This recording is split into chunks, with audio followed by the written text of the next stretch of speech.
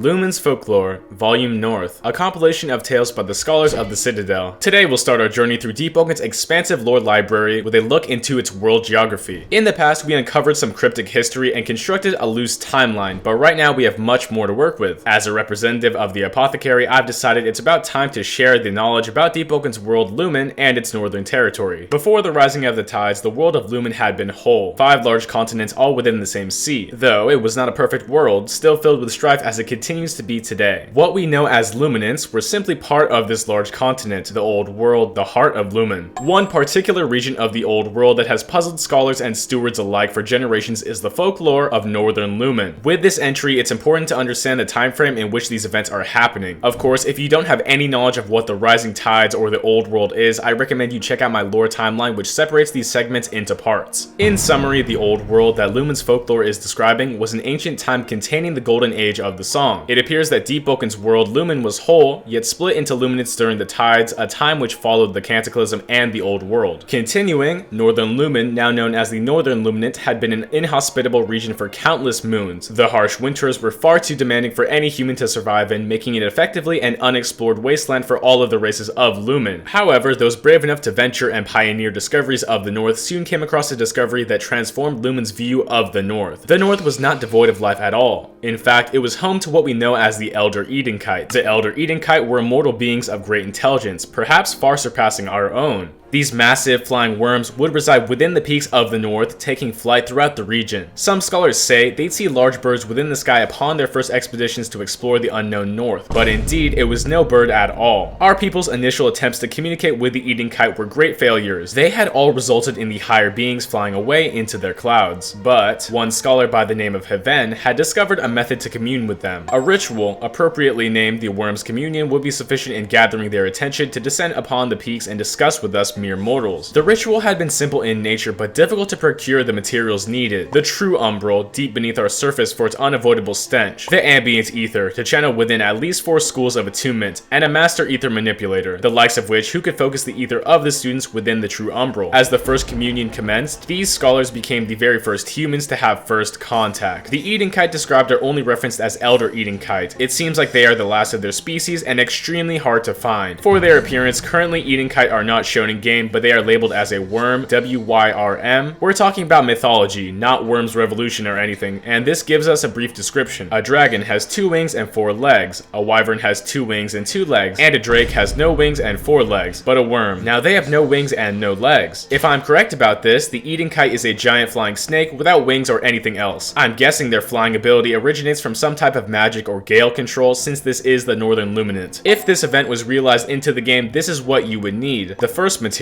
describes something umbral. Umbral obsidian or umbralite ore comes to mind. Next, you would need somebody proficient in all elements, or in this case it talks about a student of each element. And finally, you need a master of ether manipulation. That being said, it's very rare you ever communicate with an Edenkite just because of the materials. Moving on. However, the Elder Edenkite were keenly aware of their circumstance. Communing with humanity would be a great risk, one that endangered their ability to exist as a species, and thus they retreated to the one place where they hoped to never be found, or at least that was their goal until the Cataclysm. Indeed, as the people of our world prospered, they no longer would deny the opportunity to commune, but they still took great precautions. This first communion was a risk, and the Edenkite had placed great trust in humanity to engage in it. For context, during the Cataclysm, people spammed the song and became quite wealthy because of it, and they wanted to expand their knowledge of the song itself and continue to reach out to the Edenkite. Throughout the years, scholars and pilgrims alike would attempt to commune with the Elder Edenkite further, seeking advice and information from their vast wisdom. The Elder Edenkite would often give anecdotes of the world before rise of civilization and offer their thoughts in ways hard to decipher for us humans. Riddles upon riddles, various scholars would spend countless hours deciphering the meanings of these pieces of advice to solve strife within their nations. The old scholars of the Citadel themselves had created an entire department dedicated to riddles purely to understand the Edenkite. But as we know, the Cataclysm did not last forever. Just like what I'm doing right now, careers and studies surrounded that of the Edenkite. During the Cataclysm, it was peaceful enough to research, but as they said, it did not last forever. Upon the sunsetting of the Cataclysm and the rising of the tides, one scholar had decided to take his own initiative. Though his name is now lost to time, branded as a heretic, this figure soon became known as the Mad Steward. The Steward had taken his own pilgrimage to the north, ready to question the Edenkite on his own accord, perhaps believing they were somehow responsible for the tides. As the Steward made communion with one of the elder Edenkite, he asked quite plainly, how do we stop the rising of the tides, the corruption of our sea? The Edenkite answered simply, the rise and fall of humanity are inevitable. To deny it, to fight against it, is to fight against the force attempting to free you from your mortal shackles. The end of life is a gift, lest you wish to suffer eternally. One Steward obsessed with the creature reached out and was not happy with his response. It's also worth noting that this Steward was a master ether manipulator and had control over all 4 elements. That's a requirement for the ritual, and it seems he did this solo. The Steward had frozen in place, shaken to the core by this answer. Had the Edenkite forsaken us? Were they perhaps responsible given that response? The Steward, greatly upset by this answer, replied, all of that wisdom and you cannot solve our greatest problem. Atop the frigid peak of the north, the Steward drew his blade and approached the Edenkite with contempt. Then I shall take it and solve it myself. Utilizing ardor, the only known murmur capable of wounding such a being, he took his stance. On that fateful day, the elder Edenkite had experienced their first loss. There were now 8 remaining. After beheading the serpent, which did not resist, the large higher being crashed down into the mountains, falling upon a large cliff that would impale through the large being, forming an eternal monument where its corpse lies impaled there to this day. Despite the great sin the Steward had committed, he was determined to see his word through. He descended to the spire it had crashed upon, grotesquely slashing to its heart. There, he devoured it, in hopes of obtaining its wisdom, to put an end to the rising tides. This slaughter happened hundreds, maybe thousands of years ago, and at that time, there were only 8 Elder Edenkite left. It's unlikely, but not out of the question, if Edenkites exist today, but maybe we'll see one in the future. Following this gruesome execution, the Mad Steward consumes the creature's heart as he attempts to find salvation for humanity. But wisdom isn't what it seems. The devouring of the Drake heart had not led to infinite wisdom, but an overwhelming sensation of dread. Countless memories of dark history, strife, and tragedy filled the head of the Steward. In his very place, he began to become a creature most grotesque, and thus, the first Dread Serpent was born, corrupted by the will of 1,000 dead eras, a mind drowned with only histories of tragedy. The being was only a shallow imitation of the holy glory of the Edenkite and fled to the Void Sea. The Mad Steward was no more. Becoming one of the first Dread Serpents, the Steward is flooded with despair. There's a few weird things about this statement. The Dread Serpent imitates the Edenkite, but appearance-wise, that doesn't really make much sense. The Edenkite is described as a worm, which usually has no arms and no legs, while the Dread Serpent is very similar to a lind worm. He's flightless and has 2 giant arms. Following this event, the rising tides became even worse. Lumen had begun to sunder, and though countless people attempted to commune with the Edenkite for help, no such Edenkite came. The elder Edenkite had vanished from their once home, never to be seen again. Some believe they caused the tides as revenge for the loss of their kin, while others refused this notion due to their consistent help. Tensions rose, and as the lands themselves began to break, the last pilgrims of North dispersed, returning to their homes as the forgotten land of the Edenkite drifted north. Today, scholars still debate if the Edenkite exists. They ruminate on if they simply fled or had gone extinct over the years of the tides. With the Void Sea continuing to grow, they've thus shifted their goals to prevent the spread of the Void Sea, for it is all the hope they have left. The only records known to man of the Edenkite's existence reside only within the archives of Markor, the sin sealed away, never to be seen by the common folk ever again. That's it. Now, here's the real question. Does the Edenkite even exist? Well, in the game, we have some resources to somewhat verify its existence. First, the enchanted tears of Edenkite exist. On Flourish, you shoot out these damaging bubbles, so maybe this has to do with the Edenkite abilities. The final piece of evidence representing the Edenkite is the Sky Reap Blade. This Halloween exclusive weapon was provided by the Lightborn up in the sky. Its description reads, the ribs of this blade seem to possess otherworldly durability unheard of within these lands. Some rumor that they may be the bones of the Edenkite themselves. Maybe this weapon is really made out of Edenkite remains. Right now, I'm really excited about Deepwoken's lore, and I'll continue to break down each book and analyze its content. Let me know if you guys enjoy this, and I'll make it a series. Which book should I look at next? Comment down below. As always, make sure to like and subscribe, and have a good one.